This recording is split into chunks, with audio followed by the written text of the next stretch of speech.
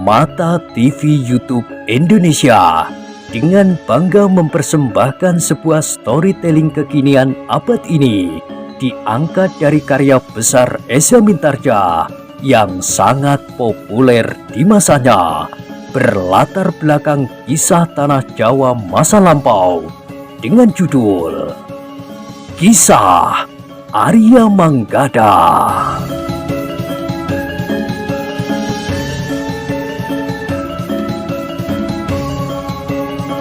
Pada kesempatan yang sangat baik ini, kita masuk pada episode yang ke-53.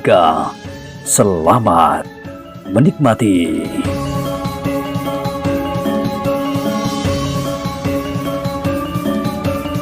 Pada episode sebelumnya telah diceritakan, satu gejolak perasaan telah terjadi di hati perempuan tua itu. Rasa-rasanya ia memang ingin menghalangi kedua orang itu mengambil Mas Roro. Tetapi perempuan tua itu menyadari bahwa ia tidak akan berdaya berbuat sesuatu untuk mencegahnya. "Maaf Bibi," berkata prajurit itu. "Aku minta Bibi membangunkannya dan membawanya kemari. Kami akan mengantar mereka kepada Raden Panji sekarang juga. Raden Panji sudah berpesan agar aku segera kembali sambil membawa Mas Roro bersamaku. Raden Panji sudah mengancam, jika aku gagal, maka leherku akan menjadi taruhannya." Perempuan tua itu termangu-mangu sejenak, namun kemudian katanya, "Itulah biliknya. Bawa gadis itu kemari," berkata kedua orang itu hampir berbarengan. Tetapi perempuan tua itu menggeleng lemah. Katanya, "Kau ambil gadis itu sendiri. Aku tidak sampai hati membangunkannya dan memberitahukannya bahwa ia diperlukan Raden Panji sekarang juga. Sementara masih ada tenggang waktu sepekan dengan hari pernikahan yang ditentukan sendiri oleh Raden Panji."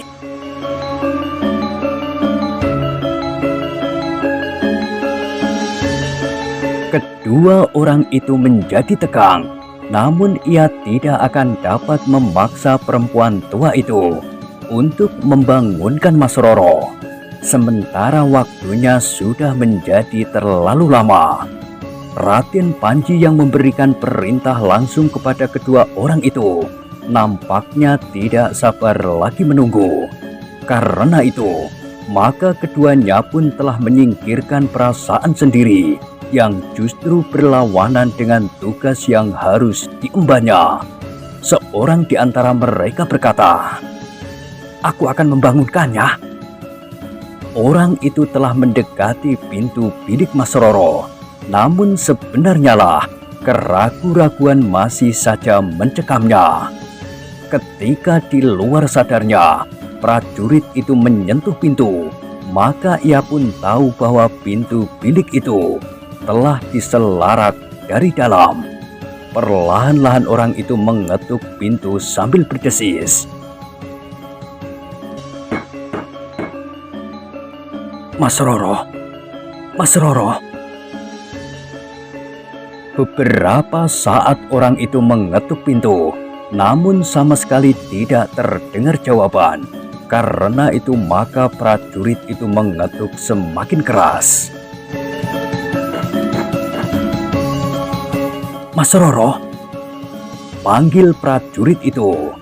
Mas Roro sebenarnya memang sudah terbangun, tetapi ia justru menjadi ketakutan. Yang terdengar di luar pintu adalah suara laki-laki. "Mas Roro," berkata prajurit yang membangunkannya itu, "aku membawa pesan dari Raden Panji. Pesan yang sangat penting bagi Mas Roro." Mas Roro masih saja ragu-ragu. Namun karena pintu itu diketuk lagi, maka ia pun bertanya, "Siapa di luar?" Prajurit yang mendapat tugas untuk menjemput Mas Roro itu menarik nafas dalam-dalam. Dengan nada rendah ia berkata, "Kami adalah utusan Raden Panji. Jika Mas Roro ragu-ragu, maka silahkan membuka pintu. Kami akan menunjukkan pertanda perintah dari Raden Panji."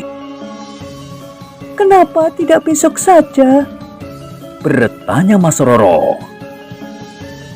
"Pesan itu sangat penting, Mas Roro," jawab prajurit itu. "Aku persilahkan Mas Roro melihat cincin itu. Mas Roro tentu akan yakin bahwa kami adalah utusan Raden Panji." Mas Roro memang tidak dapat berbuat lain. Ia menyadari bahwa dirinya bagaikan seekor kelinci di dalam kandang seekor harimau yang ganas. Ketika prajurit itu mengetuk pintunya lagi, maka Mas Roro pun telah membukanya. Di luar pintu ia melihat dua orang prajurit berdiri termangu-mangu. Beberapa langkah di belakangnya, orang tua yang melayaninya berdiri tegak dengan tubuh gemetar. Demikian pintu terbuka, maka perempuan tua itu telah berlari memeluknya. Di luar sadarnya, terasa air mata perempuan tua itu menitik di bahunya. "Bibi," desis Mas Roro. Perempuan tua itu tidak menjawab sama sekali, tetapi kedua orang prajurit itulah yang kemudian mengangguk hormat.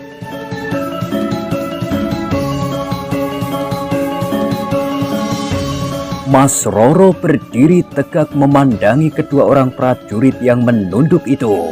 Meskipun keduanya belum mengatakan sesuatu kepadanya, tetapi Mas Roro seakan-akan sudah tahu apa yang akan dilakukan Raden Panji atas dirinya. Namun kemudian salah seorang dari kedua prajurit itu, betapapun segannya, terpaksa mengatakan, "Mas Roro, kami adalah utusan Raden Panji. Kami membawa pertanda perintah. Kami ditugaskan untuk mempersilahkan Mas Roro bersama-sama dengan kami menghadap Raden Panji." Meskipun Mas Roro sudah menduga, namun ketika kedua orang prajurit itu menyampaikan perintah Raden Panji, jantungnya masih juga berdentangan keras sekali. Perempuan tua yang kemudian melepaskan pelukannya itu pun berdiri dengan cemasnya di sisi Mas Roro. Sudah beberapa kali ia menyaksikan perempuan yang menjadi istri Raden Panji. Namun perasaannya terasa lain ketika ia berhadapan dengan Mas Roro. Apalagi jika ia melayani seorang perempuan yang tamak dan sombong, maka ia sama sekali tidak merasa tersentuh melihat saat-saat seperti yang sedang terjadi itu. Ia merasa sangat benci kepada perempuan yang menyambut perintah Raden Panji itu dengan sangat gembira dan penuh harapan. Namun ternyata bahwa sikap Mas Roro itu berbeda. Pada saat yang sangat gawat itu, ia justru menemukan keberanian yang sudah terlepas dari dirinya sejak ia dinyatakan akan menjadi istri Raden Panji. Pribadinya yang serasa hilang itu tiba-tiba pula telah bangkit kembali di dalam dirinya, bahwa tubuhnya rasa-rasanya tidak menjadi miliknya lagi. Dengan serta-merta telah tersentak dari relung jantungnya. Karena itu, maka Mas Roro itu dengan tengada berkata, "Katakan kepada Raden Panji bahwa aku tidak dapat menghadap sekarang, kecuali hari telah larut malam. Katakan bahwa aku sedang sakit." "Tetapi perintah Raden Panji mewanti-wanti," berkata prajurit itu. "Jika aku kembali tanpa Mas Roro, maka aku akan mendapat hukuman yang sangat berat. Bahkan mungkin aku akan dihukum mati." "Kau tidak bersalah," berkata Mas Roro. "Perintahnya telah sampai kepadaku, tetapi akulah yang menolaknya, bukan kalian berdua." "Benar Mas Roro, tetapi apakah aku dapat meyakinkan Raden Panji bahwa Mas Roro menolak perintah itu?" desis prajurit itu. Apakah kau akan membawa cincinku untuk meyakinkan Raden Panji? Bertanya Mas Roro. Tidak Mas Roro, bukan cincin itu. Yang penting kami mengharap Mas Roro menghadap Raden Panji. Apapun yang akan dilakukan Raden Panji benar-benar di luar tanggung jawab kami. Jika kami melakukannya, itu semata-mata karena kami pun merasa takut untuk menolak perintah itu. Berkata prajurit yang menjadi gelisah itu.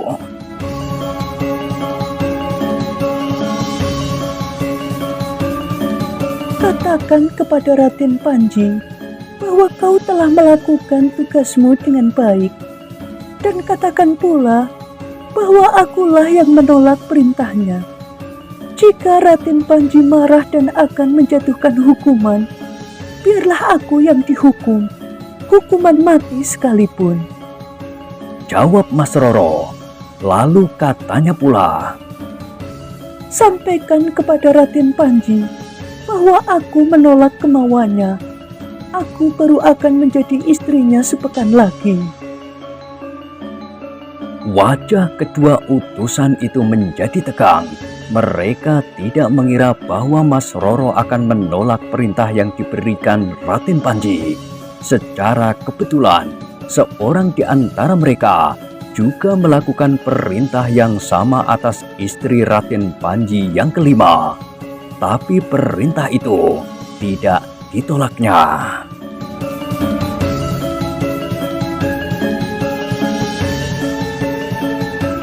Utusan itu tidak tahu perasaan apa yang bergejolak di hati perempuan itu. Tapi perempuan itu tampaknya merasa bangga sekali. Baru beberapa hari kemudian pernikahannya akan berlangsung. Namun keluarga itu tidak lama tampak utuh. Beberapa bulan kemudian, hubungan mereka mulai retak dan nasib istri kelima itu menjadi kurang baik. Tetapi sekarang, seorang perempuan dari Padukuhan Nguter telah berani menentang perintah Raden Panji, bahkan menentang untuk menerima hukuman mati sekalipun.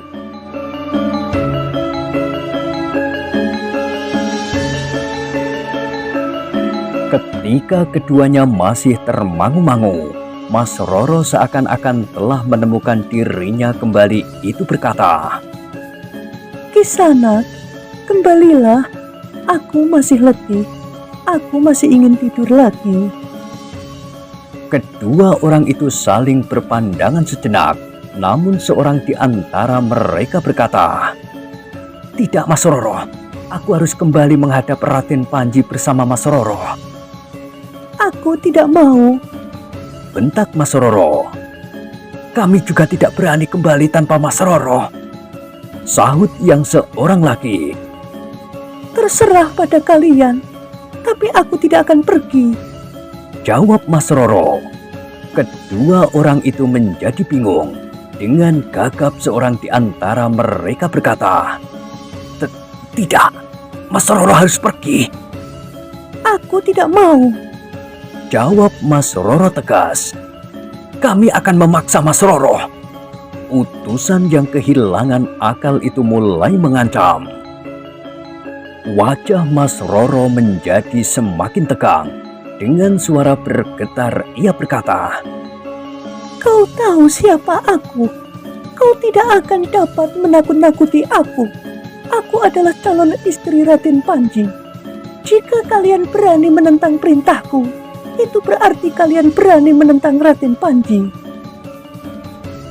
Kedua orang itu memang menjadi bimbang, tetapi ketakutan yang bergejolak di jantung mereka ternyata lebih berat dibanding keraguan-raguan mereka, sehingga seorang di antara mereka berkata, "Raden Panjilah yang memerintahkan kami datang kemari. Karena itu, yang kami lakukan adalah atas nama dan atas kuasanya. Karena itu jangan menentang kami."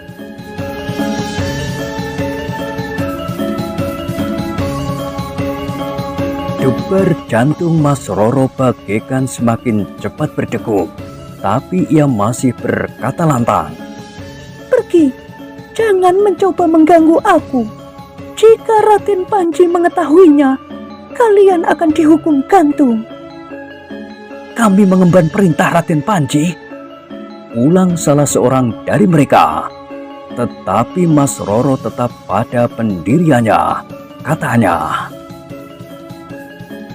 Aku tidak mau. Jika kau akan memaksakan, kalian akan menyesal.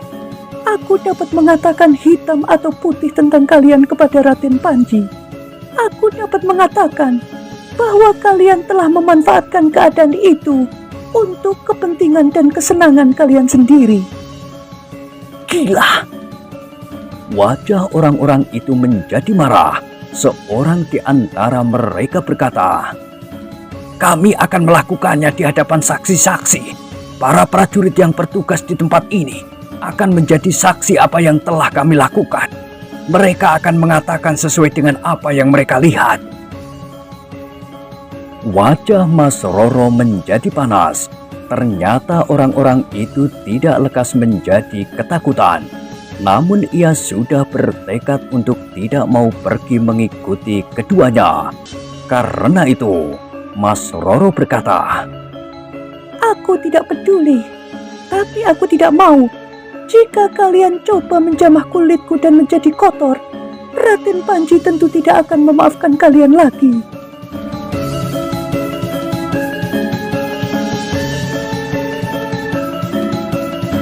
Kedua orang itu memang berpikir, namun seorang di antara mereka tiba-tiba saja telah mencabut pedangnya sambil berkata, Mas Roro harus pergi. Aku memiliki wewenang penuh untuk melakukan apa saja sampai Mas Roro berhasil aku bawa menghadap Raden Panji. Termasuk membunuh aku? Tanya Mas Roro. Orang yang memegang pedang itu menjadi semakin bingung. Ternyata Mas Roro sama sekali tidak menjadi gentar melihat ujung pedang yang tajam runcing itu. Bahkan sambil menengadahkan dadanya, ia berkata, Marilah, jika itu perintah Raden Panji, lakukanlah. Sejenak kedua orang itu tidak tahu apa yang harus mereka lakukan. Sementara itu, perempuan tua yang melayani Mas Roro itu menjadi sangat ketakutan ketika seorang di antara kedua utusan Raden Panji itu mengacungkan pedangnya. Perempuan itu bergeser mendekati Mas Roro.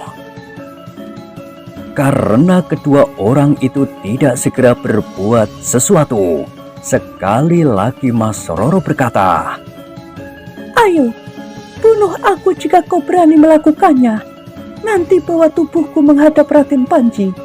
Kau tentu akan menerima hadiah yang sangat besar, atau lehermu akan dipenggal di halaman rumah Raden Panji untuk dijadikan pangewan-ewan. Kepalamu akan dijadikan peringatan bagi orang-orang yang berani pada calon istrinya. Jika hal seperti ini kau lakukan 2-3 bulan lagi, setelah aku benar-benar jadi istrinya, mungkin kau akan naik pangkat. Tapi jika sekarang kau lakukan, berarti kau akan membunuh diri.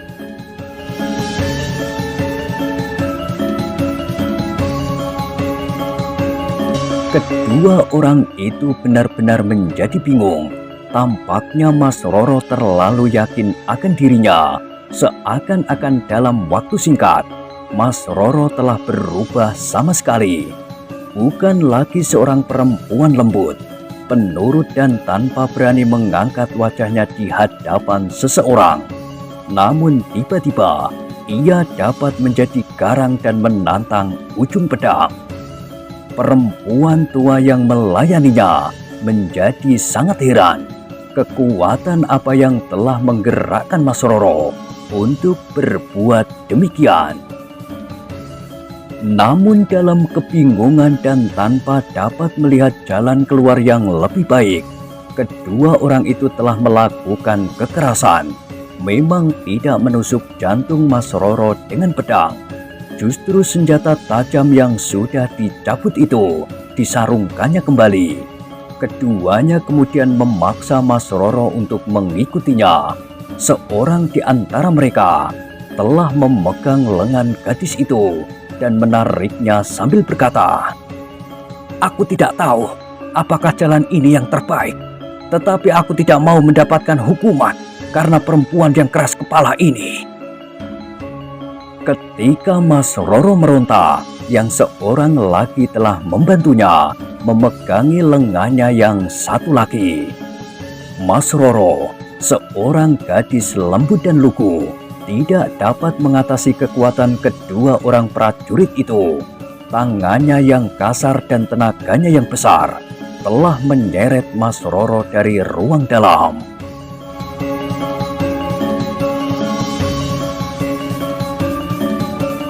Mas Roro tidak mengira bahwa ia akan mendapat perlakuan sangat kasar. Sementara itu, perempuan tua yang melayaninya telah memeluk dan menahannya sambil berkata, Lepaskan, lepaskan. Kau akan digantung besok jika kau berani berbuat kasar terhadap calon istri Raden Panji. Tapi bagi kedua orang itu, berbuat kasar tentu akan lebih baik daripada tidak membawa Mas Roro sama sekali. Apalagi Raden Panji telah mengancam, apapun alasannya, ia tidak mau mendengarkan jika mereka datang tanpa Mas Roro. Ketakutan akan pesan itulah yang telah membuat kedua utusan itu kebingungan dan tidak dapat melihat jalan keluar. Ketika keduanya menarik Mas Roro keluar ruang dalam, Mas Roro menjerit hingga suaranya yang melengking telah mengejutkan semua orang yang ada di lingkungan rumah itu. Beberapa orang prajurit berlari-larian ke pendopo ketika mereka melihat kedua utusan Raden Panji itu keluar dari pintu peringgitan. "Apa yang terjadi?" tanya pemimpin prajurit yang bertugas sambil mengacungkan tombaknya. "Aku harus membawa gadis itu menghadap Raden Panji. Beliau yang memerintahkan. Tidak ada alasan untuk mengelakkan perintah itu. Malam ini Mas Roro harus dihadapkan kepadanya. Tapi Mas Roro menolak, sehingga kami harus memaksanya. Karena itu, aku minta dua orang di antara kalian pergi bersama kami untuk menjadi saksi bahwa kami melakukan atas perintah Raden Panji dan tidak mengkhianatinya sama sekali," berkata salah seorang dari kedua utusan itu. Para prajurit itu termangu-mangu. Seorang di antara mereka bertanya, "Apakah tindakan ini tidak membuat Raden Panji marah?" "Kami sudah mendapatkan wewenang. Dengan cara apapun juga, Mas Roro harus dihadapkan kepadanya malam ini juga," berkata salah seorang dari utusan itu. Katanya lagi, "Karena itu, bantu aku agar tugas ini dapat kami selesaikan dengan baik, sehingga kita semuanya tidak mendapatkan hukuman besok pagi."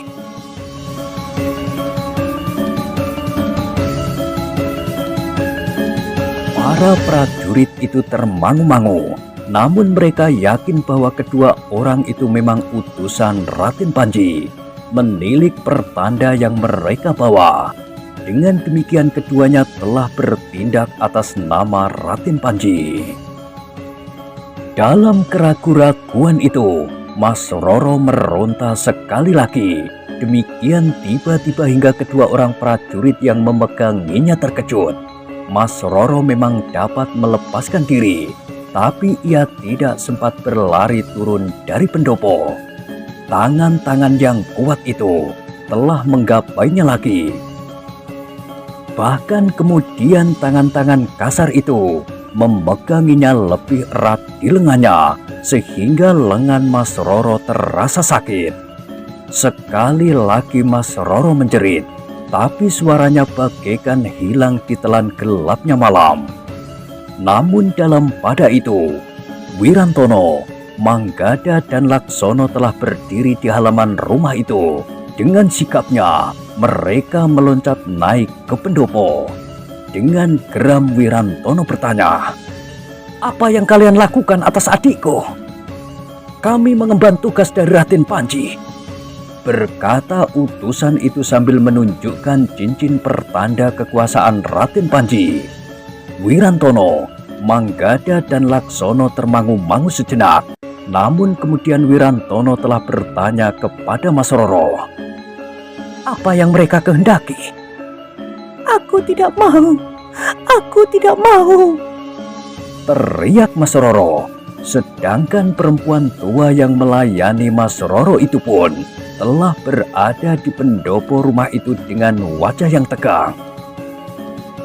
Kisanak, berkata Wirantono kemudian, Mas Roro datang ke rumah ini karena permintaan Raden Panji.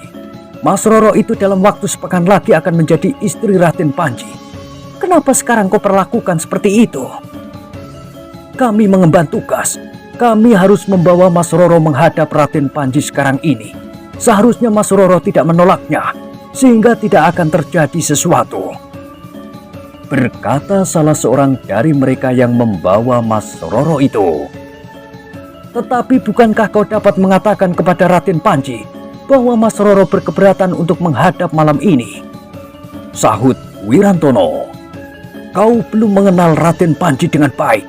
Tetapi kau seharusnya sudah tahu, meskipun kau baru mengenal beberapa saat, bahwa bagi Raden Panji tidak akan pernah mau mendengarkan jawaban seperti itu. Berkata orang itu selanjutnya. Jadi dianggap apa adikku itu? Apakah ia tidak dianggap sebagai seseorang yang mempunyai perasaan, yang mempunyai kehendak dan harga diri? Ia baru akan menjadi istri Raden Panji sepekan lagi. Berkata Wirantono. Lalu katanya, apapun yang akan dilakukannya malam ini, namun Mas Roro harus mendapat hak untuk bersedia atau tidak bersedia datang. Jika Mas Roro tidak bersedia datang, maka tidak ada orang yang dapat memaksanya. Raden Panji dapat memaksanya, jawab orang itu. Tidak, geram Wirantono tegas. Jadi kau berani melawan Raden Panji? Bertanya orang itu kemudian. Tidak, aku tidak berani melawan Raden Panji. Tetapi aku pun tidak rela adikku kehilangan haknya untuk menentukan kehendaknya dan mempertahankan harga dirinya, jawab Wirantono. Cukup. Orang yang membawa Mas Roro itu menjadi semakin marah. Minggir, atau kau akan mendapat hukuman dari Raden Panji. Ketahuilah, Raden Panji tidak pernah tanggung-tanggung jika ia memberikan hukuman kepada seseorang yang telah berani melawan kehendaknya. Hukuman sepantasnya hanya diberikan kepada orang-orang yang bersalah, tidak kepada orang-orang yang mempertahankan haknya, jawab Wirantono. Raden Panji tidak akan mempedulikan apakah ia bersalah atau tidak, tetapi semua orang yang menentang kehendaknya, ia akan dihukum, termasuk Mas Roro.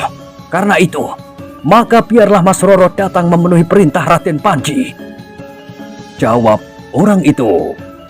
Wirantono tiba-tiba telah menjadi garang pula. Gejolak perasaannya ternyata tidak dapat dikendalikan lagi.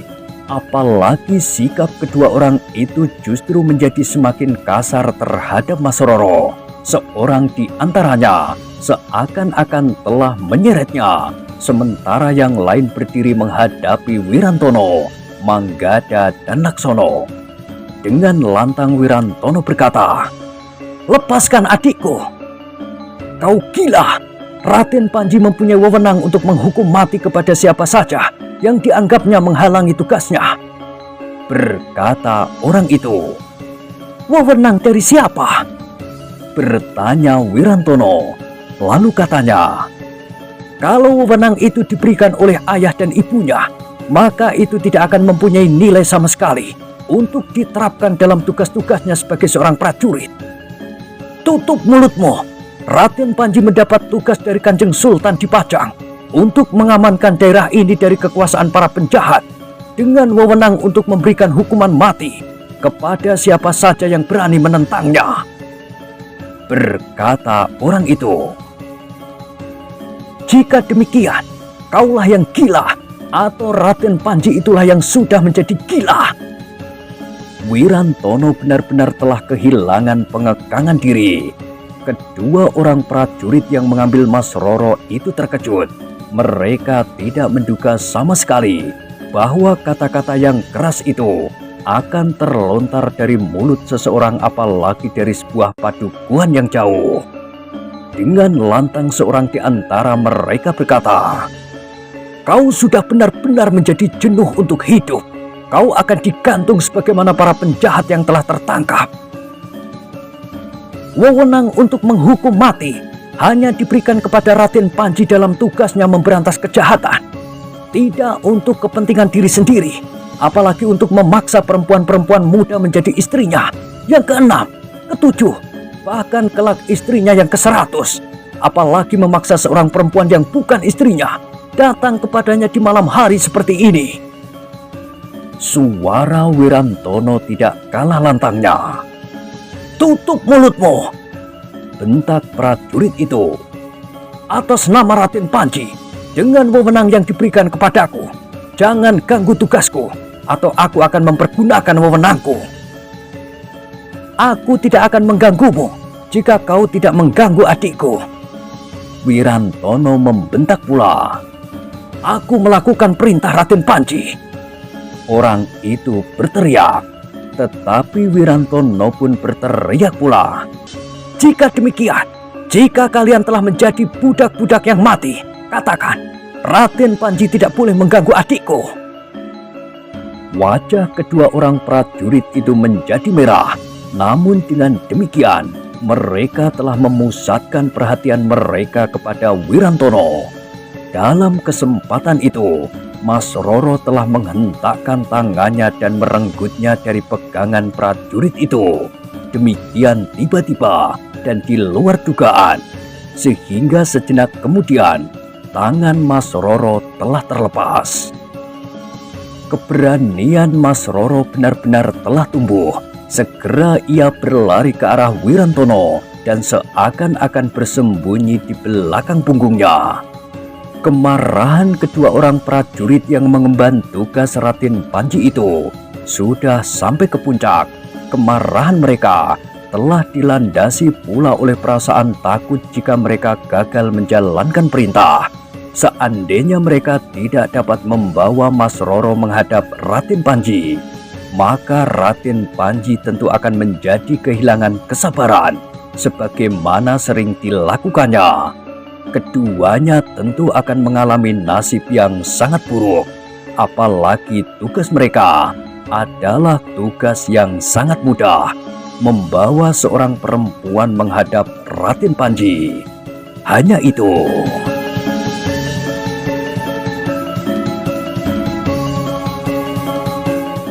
Nah, bagaimanakah kisah selanjutnya? Silahkan ikuti terus kisah Arya Manggada pada episode berikutnya. Sampai jumpa.